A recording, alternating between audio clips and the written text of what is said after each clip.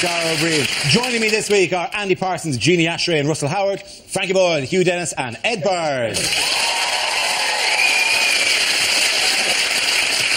Our first round is called Headliners. Here's a picture of diabolical mastermind Osama bin Laden. But what does NOTR stand for? Is it what is taped over to do the video? Nuns on the Run? Is it new Osama Top Shot range? Is it saying now on terrorists reunited? Is it never on target? It's Osama's catchphrase among his friends, apparently, is nuts on the road. It's what he says to mean sort of okay. They go, shall we go out for pasta tonight? Nuts on the road, we will.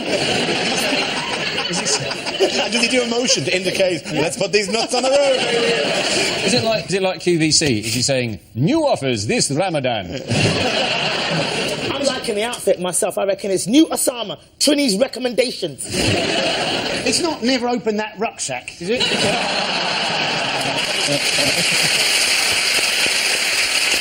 OK, somebody steer me towards the correct answer if you can't see. New Osama tape release, is it? Yes, it is, actually, yes. Wow. Exactly right.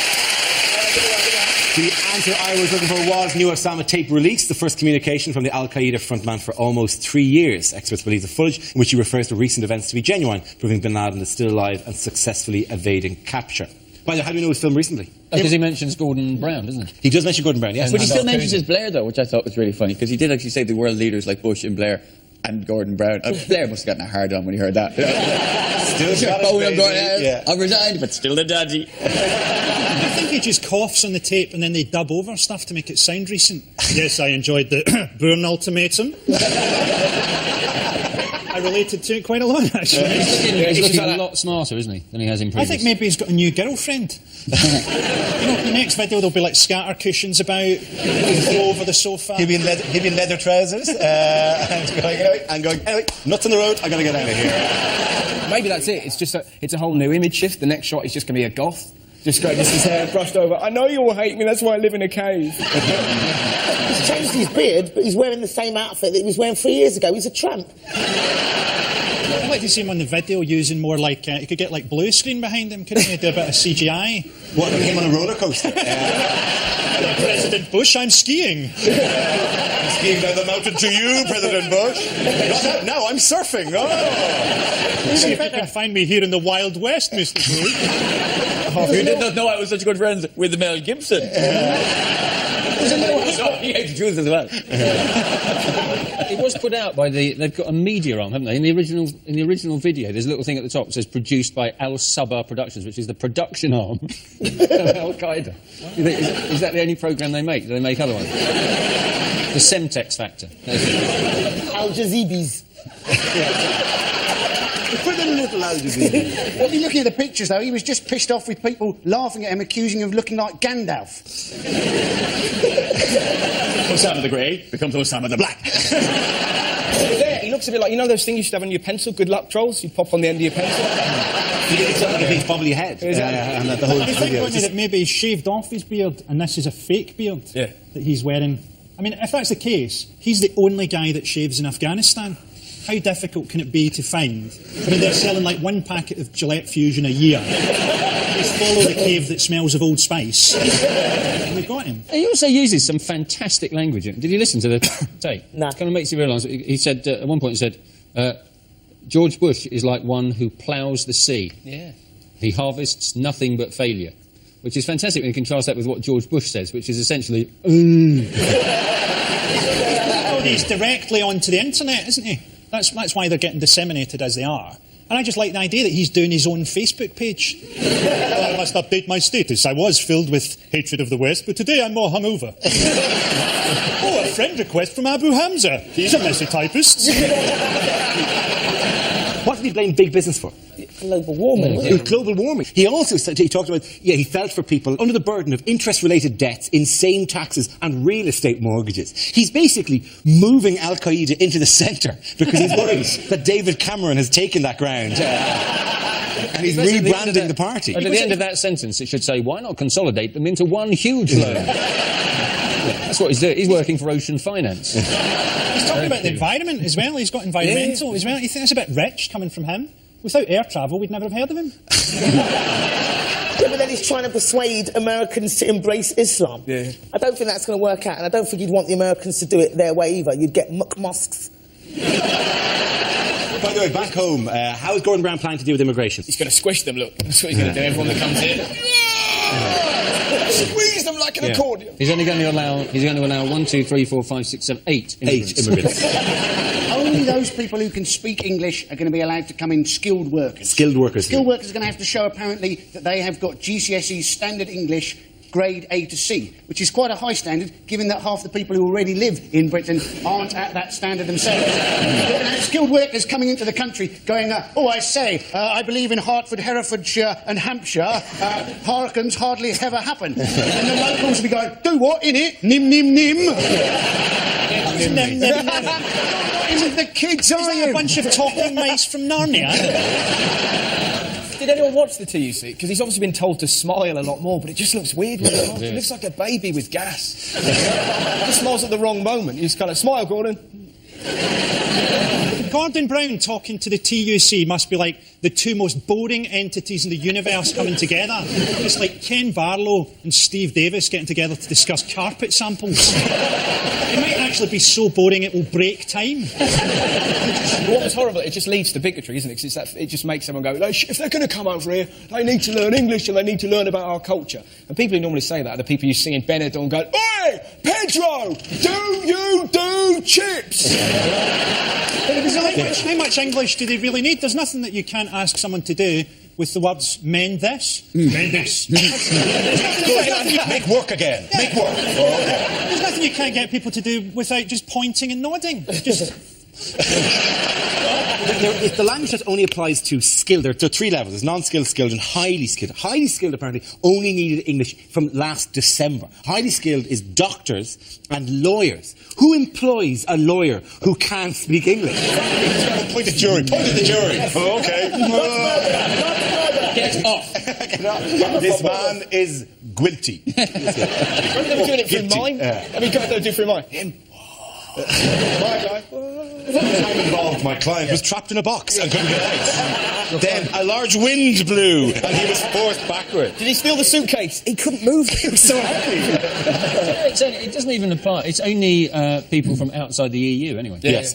Yeah, but footballers are exempt. Footballers are exempt. The only language they've got, isn't it? They only need 2 sentences. First of all, they need at the end of the day, and then either sick as a parrot or over the moon. Then 2 hands. And nib, obviously. You know? Lights on the road. I like the idea of a load of asylum seekers in a van just going I before E except after C, I before E. Politicians all now have to pretend not to be racist, despite the fact that they're all quite happy to be racist if they think it'll get them votes. You know, so you see, like, Tories pretending not to be racist. It's terrible, the controls they're putting on Eastern European immigration. Don't people know that these are the last prostitutes in the world that you can pay in turnips? Not that I want to stereotype those people, because they can put a curse on you. Immigrants are becoming more racist now, because my mum is from Nigeria and she's becoming as racist as the BNP. She's quite right-wing. She's like, all these Polish people and all these Kosovans coming over here, taking our jobs. I'm like, Mum, you're an immigrant. Oh, no, not anymore. I have a British passport. Get that round. The points go to Russell, Gina and Andy.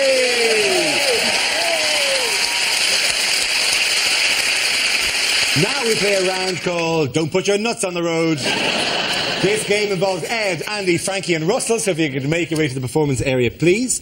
This is where we test our performers' stand-up skills. We spin our news generator, it settles on a topic, and anyone can volunteer jokes about the chosen subject. The winner is the team I judge to produce the funniest stuff. OK, here we go. Let's spin the wheel.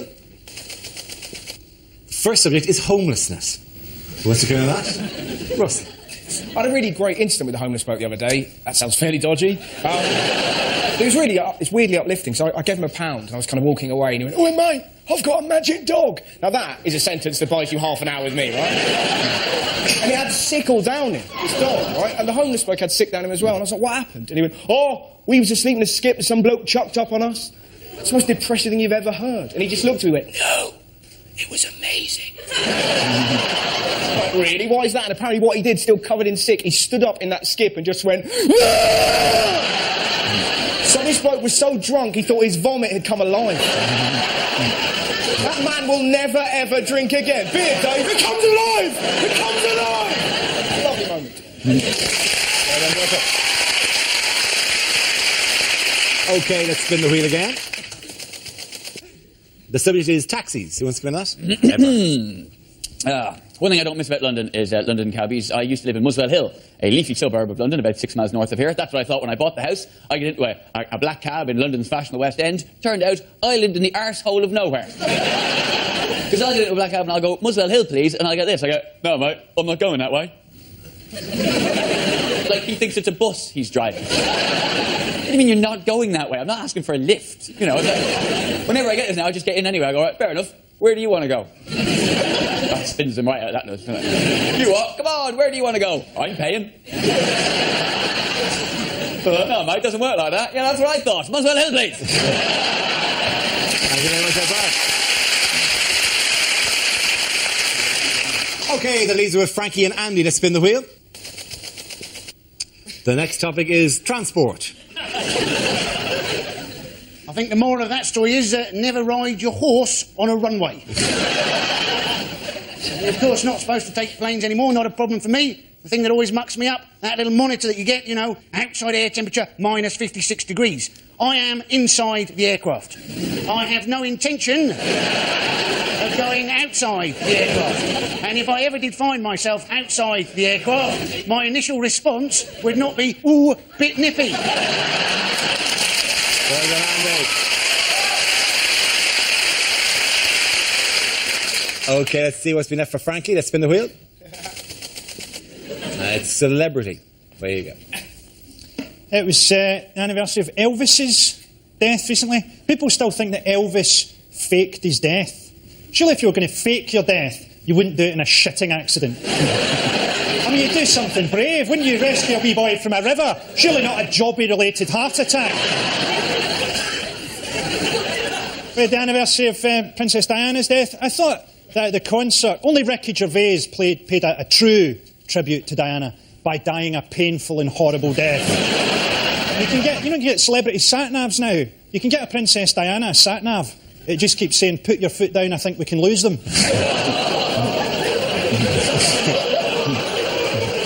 I'll be honest with you, that joke can go either way. Thank you, Ryan. OK, the end of that round, I give the point to Russell and Andy.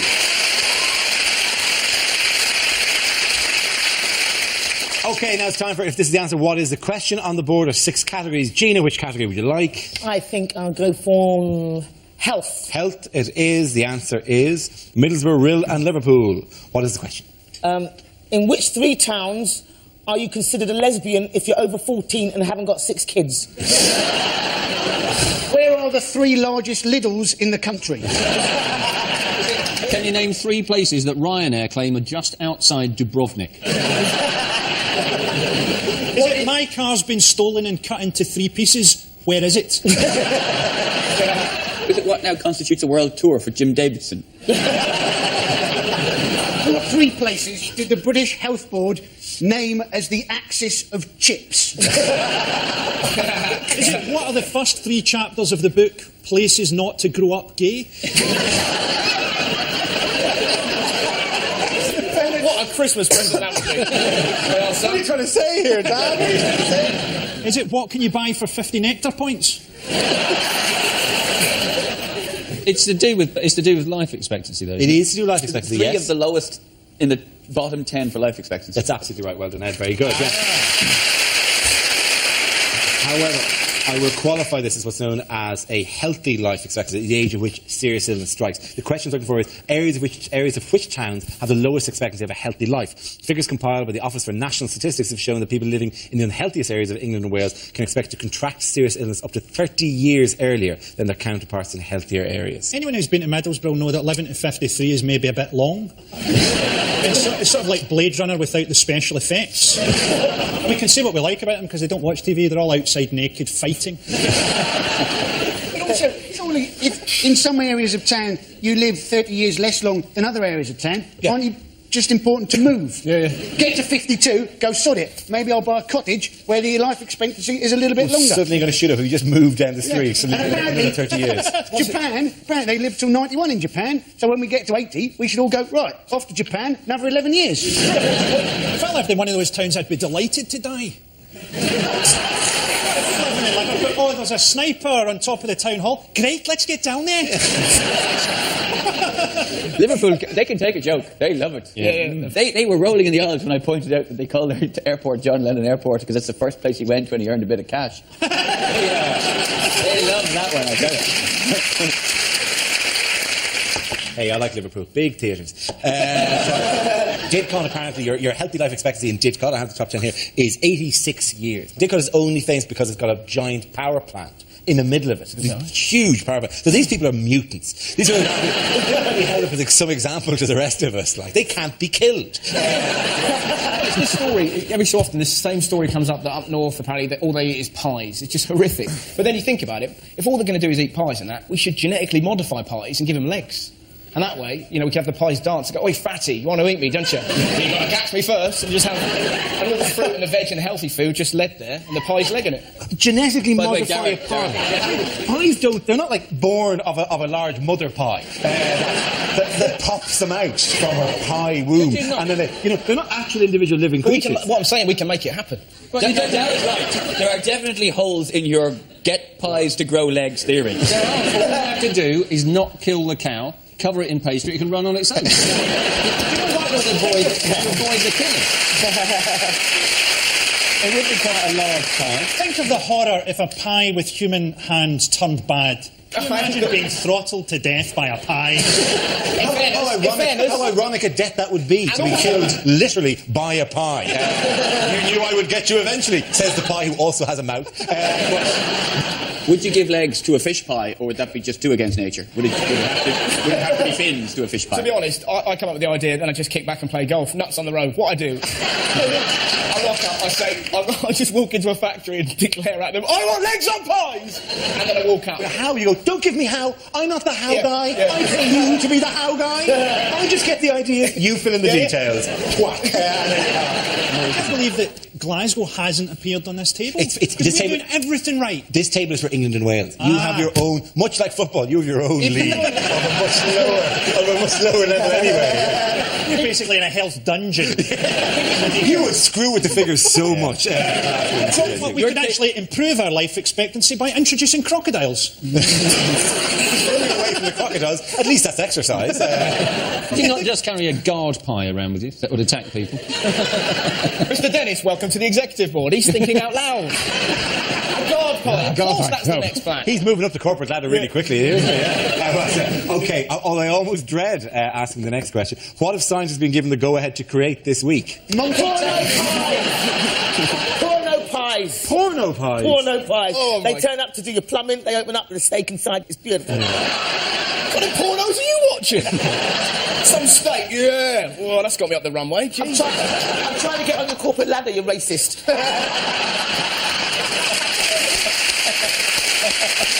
What can I say to that? I've never seen the race card fold so beautifully. That was a pair of ace race cards. Oh, I got bullets. What have scientists been given? I'll ask the question again. What have scientists been given the go-ahead to create this week? Monkey butlers. Not monkey butlers. It's close, though. They've been given the go-ahead to create human-animal hybrids. Yes, they have, exactly, yeah. And the scientists are very excited because they've already had tremendous success with Wayne Rooney. He's all right, he's injured. He's injured at the minute, but the boy's got spirit. He's prowling the touchline like a caged potato. One of the quotes from Lyle Armstrong of Newcastle University said that just to reassure people, it's not our intention to create any bizarre cow-human hybrid. Why not? Because we already have Vanessa Belts. A failure of imagination on behalf of Newcastle University. That's almost the first thing I'd want to do. I saw it later. How you doing, Mick? Moo. All right, moo to you as well. How is the Church of England trying to cheer us all up? They had something recently, didn't they? The Church of England brought out prayers for a Monday morning that you could use if you were stressed. There's a prayer you say if you're on a train and you can't find a seat. And yes, kind of there's a commuter's prayer. Yeah, when I'm on a train, I pray loudly to Allah and I generally get the whole carriage.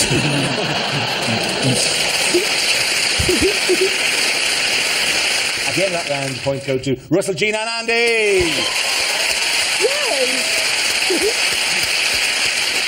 Now we come to our final quickfire round called Scenes We'd Like to See. This is for everyone, so if you could make your way over to the performance area, please. I call ideas for scenarios we'd love to see, and the performers come in with their suggestions, okay?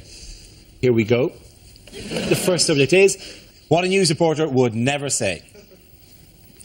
Next on News 24, I'm going to punch a zebra. Who cares? No one's watching. Here, children as young as 8 are forced to earn their own living. More polish! More polish! I want to see my face! Here on the streets, it seems that Britain is completely in the grip of gang culture. This is John Simpson for EITN Massive! Can you hear the bombs falling?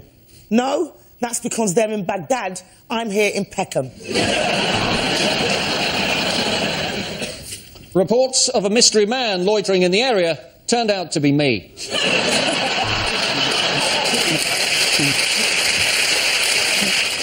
News just in. Go to a break, your wife's been hit by a truck. And it was just a few feet from here that the shots were fired. I know, I fired them. Well, finally, the power in Beirut seems to be back on. The radiator I'm chained to is getting quite warm. Even amidst the devastation of this earthquake, there are still stories of hope. I found a man's wallet. I am actually in my bedroom, but I'm trying to make it look like I'm in Baghdad on a satellite phone. And I can't help thinking that if my country was gripped by famine, I'd just move. The next topic is unlikely letters to be read out on points of view. Why, oh why is the structure of my chromosomes?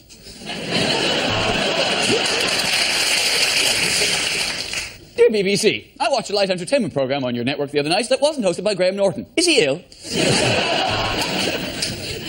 Dear BBC, how did you manage to get those hippos to swim in a circle? Dear BBC, I am a Nigerian general with £30 million to put in your bank account.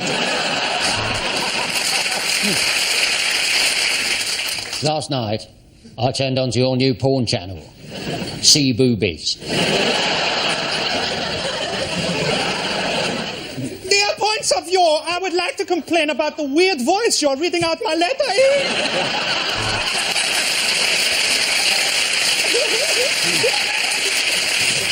Dear point of view, has anyone else noticed that Pat Butcher looks a lot like the honey monster from the Sugar Puff family? Dear BBC, when are you going to show Nuts on the Road? Nim, nim, nim. Dear points of view, I watched Silent Witness with the sound off and it didn't make any sense. Dear BBC, well, it's now 30 years down the line, and I'm no closer to owning a robotic housemaid. Tomorrow's world, tomorrow's horseshit, more like. The other night, I watched Nigella Lawson and picked up a couple of good tips on baking bread. And in the process, I just about ripped my cock off. OK, points in that round. Go to Russell, Gina and Andy.